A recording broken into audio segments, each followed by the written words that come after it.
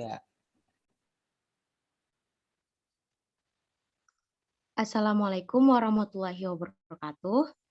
Waalaikumsalam Waalaikumsalam warahmatullahi wabarakatuh. wabarakatuh. Apa kabar anak-anak ibu semuanya? How are you today? Alhamdulillah sehat, Bu. Alhamdulillah baik, Bu. Fine, Miss. Oke. Baik, sebelum kita memulai materi kita pada hari ini, marilah sama-sama kita berdoa menurut agama dan kepercayaan kita masing-masing. Berdoa dimulai.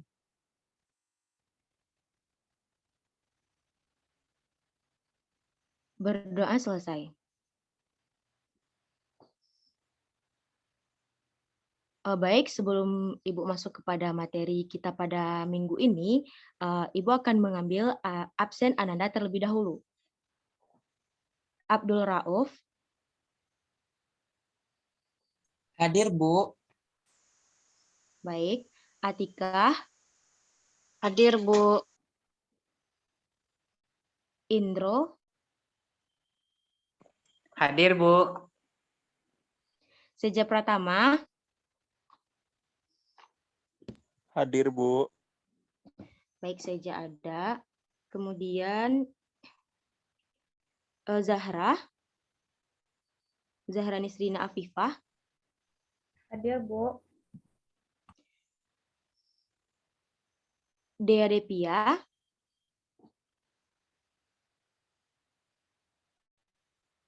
Dea ada.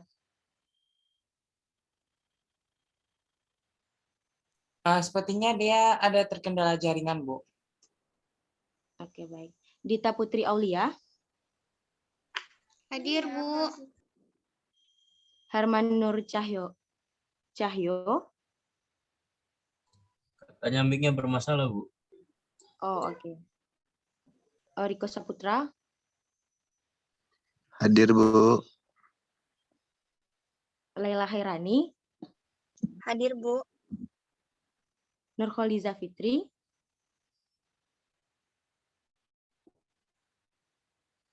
Nurkholiza ada? Oh baik, sepertinya Hadir, terkendala. Bu. Maaf, jaringan, Bu. Oke, Nur. Selanjutnya Panji Wiryatama, Hadir, Bu.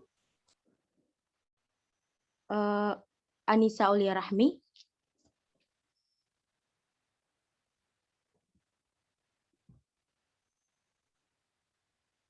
Anissa ada?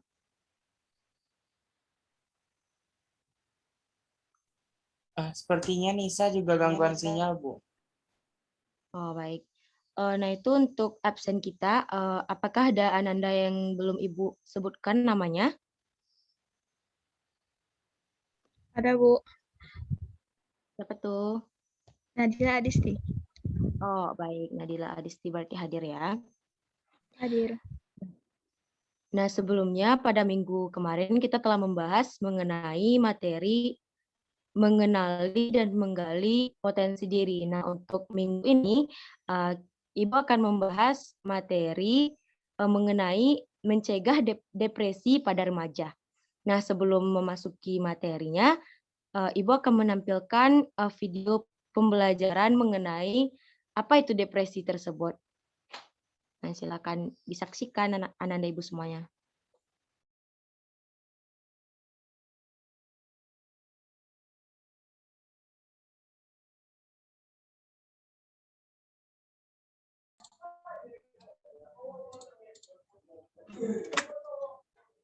Lo pernah dengar kata depresi nggak?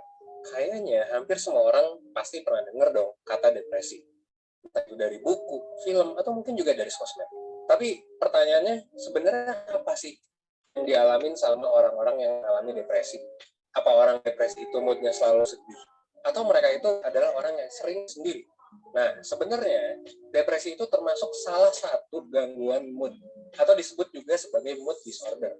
Mood itu sendiri adalah keadaan emosional yang subjektif ya, dan biasanya dirasain dalam jangka waktu yang cukup lama. Kalau mood disorder atau gangguan mood itu ditandai sama perasaan yang ekstrim dan orang tuh punya kesulitan untuk meregulasi moodnya. Jadi nggak bisa kontrol untuk moodnya, mau baik, mau buruk, apakah mau cemas, apakah mau sedih, dan lain sebagainya. Nggak bisa diregulasi. Nah, di video kali ini gue bakal ngejelasin tentang apa itu depresi, gejala apa aja yang mungkin muncul, dan juga pengobatan untuk orang depresi itu sebenarnya kayak gimana. Nah, kalau gitu lo tonton video ini sampai selesai ya, supaya lo bisa dapet insight sepenuhnya dari video ini.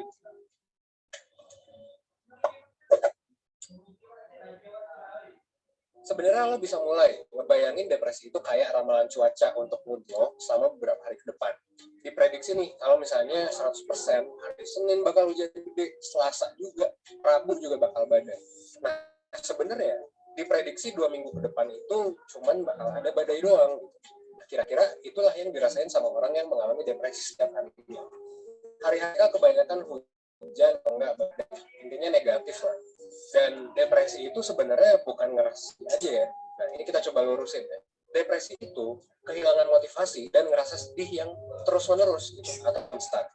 Dan kalau menurut kitab terkenal psikologi, yaitu DSM-5 ya, depresi adalah periode yang setidaknya berlangsung selama 2 minggu, di mana seseorang itu mengalami suasana hati yang tertekan, sekaligus dia juga kehilangan minat dan kehilangan kesenangan dalam melakukan aktivitas sehari-hari.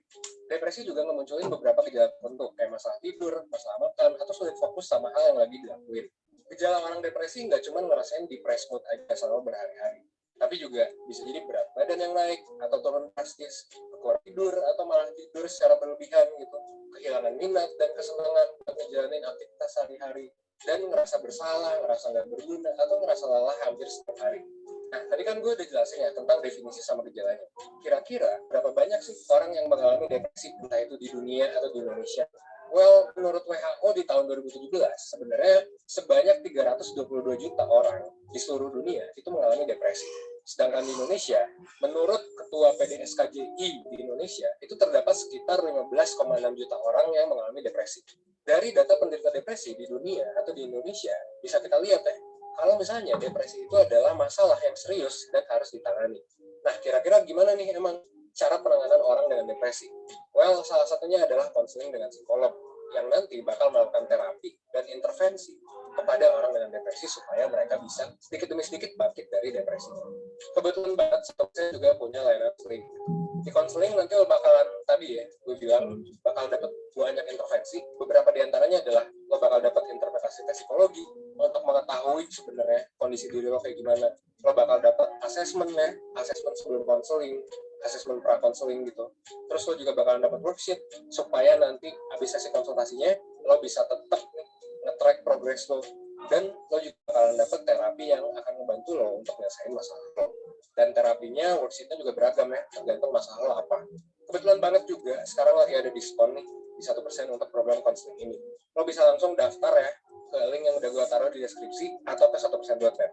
Sekian video kali ini, semoga video ini bermanfaat buat lo, dan semoga video ini bisa membuat lo berkembang dan belajar menjadi lebih baik, seenggaknya 1% setiap harinya. Gue Evan dari 1%, thanks. Nah, jadi itu dia video tentang depresi itu ya, Ananda.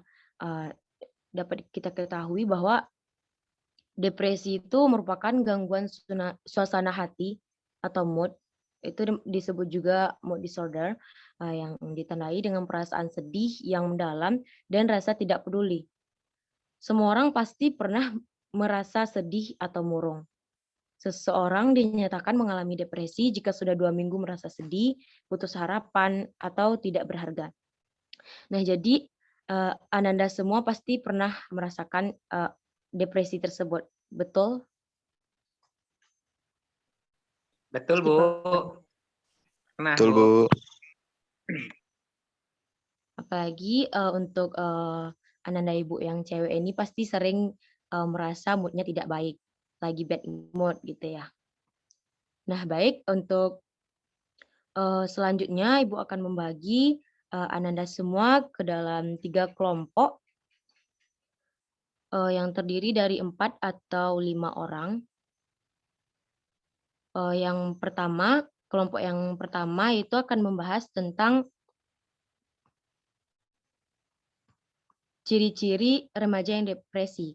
Nah, untuk kelompok 2 itu membahas tentang dampak depresi pada remaja, dan kelompok 3 itu membahas tentang cara mencegah depresi pada remaja.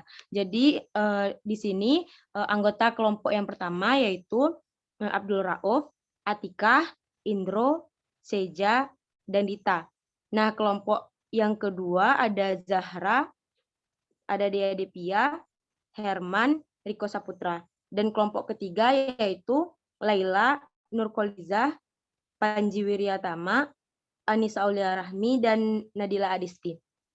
Nah, kepada Ananda semua, silahkan untuk berdiskusi. Ibu kasih waktunya selama 15 menit, cukup? Cukup, Bu. Cukup, Bu. Cukup, Bu.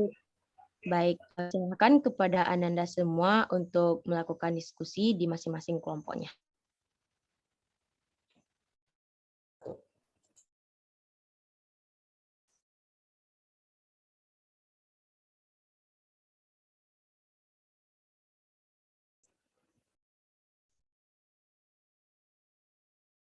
Baiklah, Ananda Ibu semuanya, sepertinya waktu untuk berdiskusi sudah 15 menit berlalu.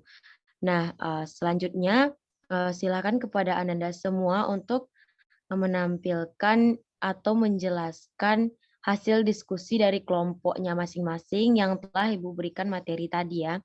Baik, kelompok siapa yang ingin tampil terlebih dahulu?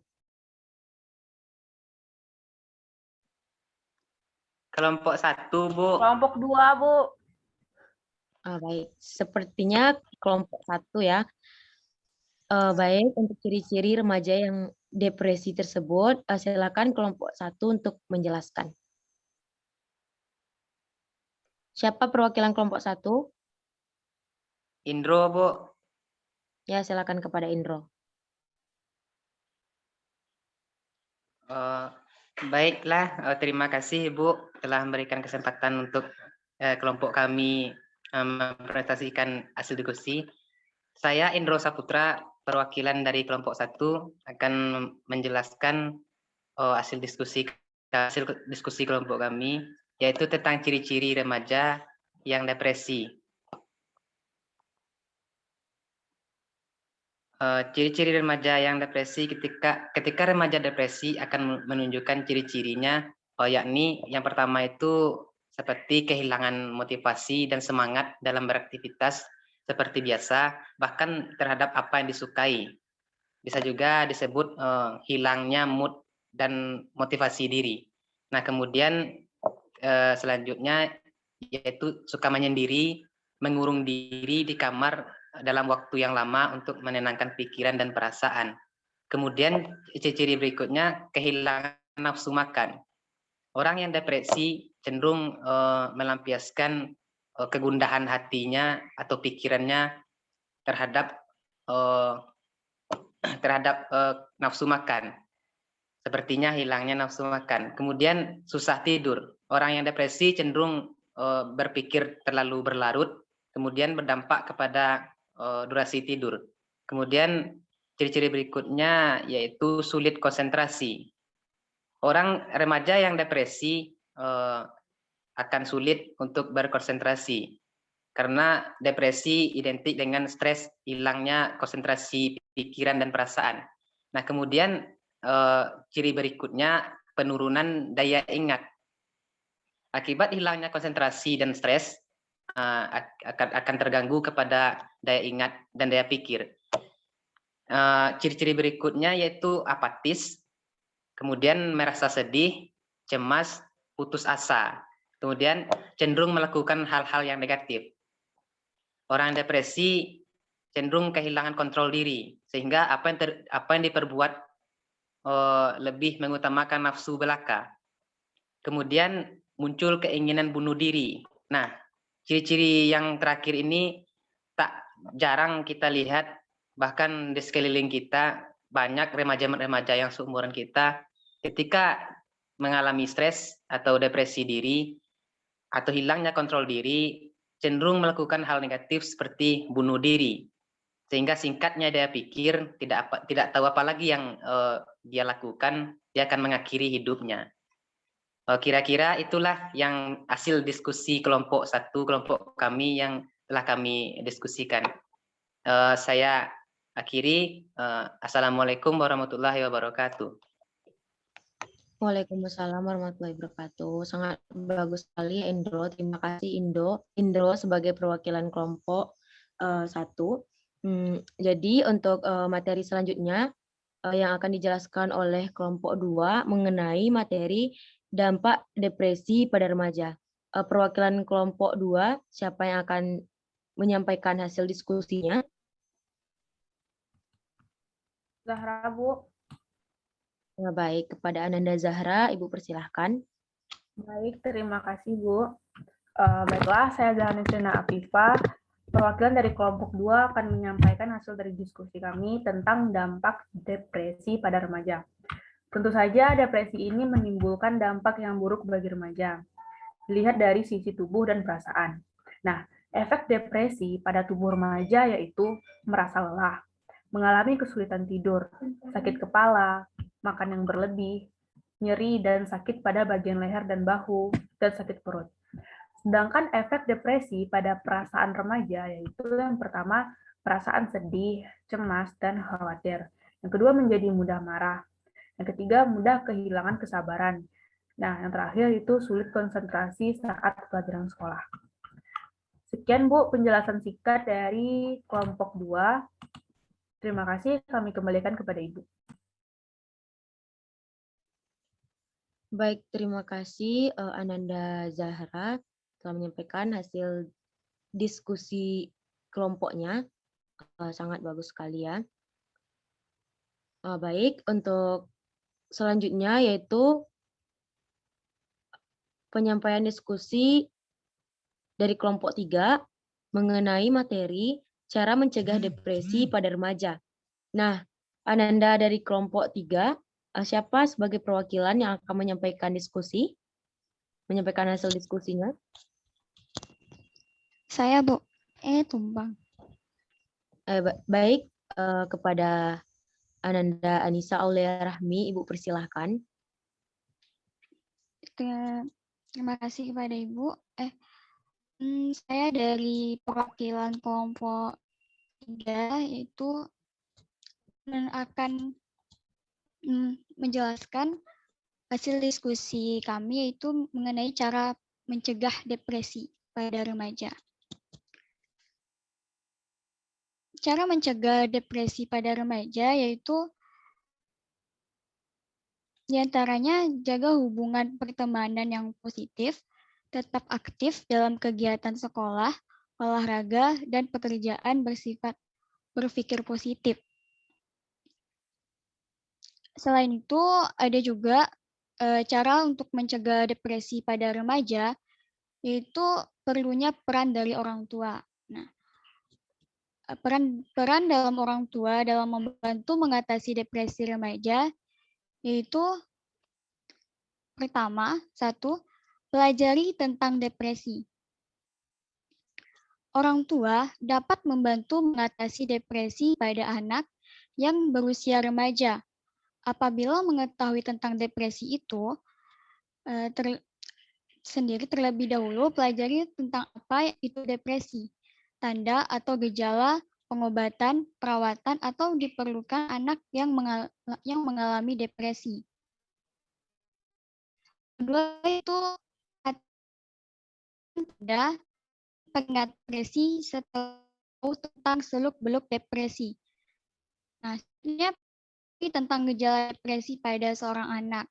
Sebagai orang tua, kita harus lekat terhadap apa yang ditunjukkan oleh anak.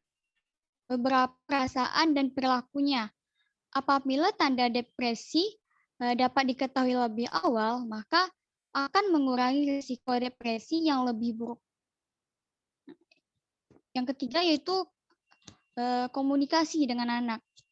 Ketika orang tua menyadari adanya perubahan perilaku atau perasaan anak yang menunjukkan gejala depresi, sebaiknya ajaklah berkomunikasi sebentar untuk mengetahui apa yang dirasakan dan dipikirkan. Langkah ini bisa membantu anak bahwa di tengah masa depresi ini, ia tidak sendirian dan untuk menghadapinya. Nah, Cara selanjutnya yaitu bantu anak menghadapi masa-masa sulit. Ketika anak mengalami depresi, maka tidak dipungkiri jika gejala-gejalanya mengganggu aktivitas sehari-hari. Sebagai orang tua, penting peran untuk membantu anak melewati masa-masa sulitnya. Salah satu caranya dengan membantu anak berperilaku hidup sehat yang akan mengurangi depresi. Cara selanjutnya yaitu mengikuti pengobatan dan perawatan dengan teratur. Terkadang peran orang tua tidak cukup untuk membantu anak melalui masa depresinya. Nah, untuk memastikan apakah anak dalam kondisi baik-baik saja, tidak ada salahnya untuk mengikuti sesi pengobatan atau perawatan dari dokter, termasuk seperti minum obat yang dianjurkan oleh dokter. Nah, itu cara untuk beberapa cara untuk mengatasi depresi pada seorang anak atau seorang remaja. Itu hasil diskusi dari kelompok 3. Sekian, terima kasih. Baik, terima kasih Ananda Anissa. Nah, itulah hasil diskusi dari 3 kelompok tadi ya. Sangat bagus sekali pendapat dari 3 kelompok ini. Nah, dari 3 kelompok yang tampil tadi, Ibu ada melihat satu kelompok yang sangat bagus jawabannya dan akan Ibu beri reward ya Ananda tersebut, kelompok tersebut.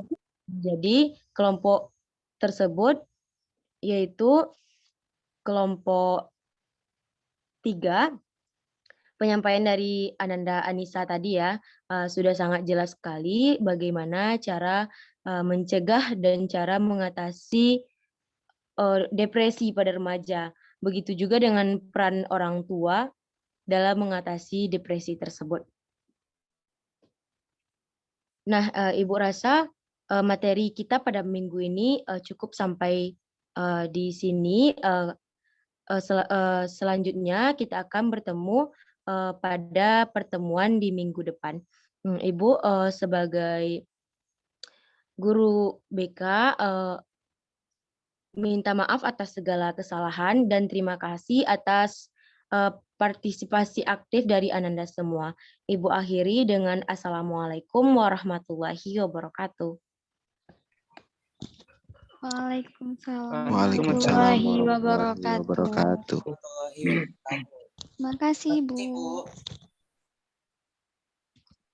Sama-sama Ananda.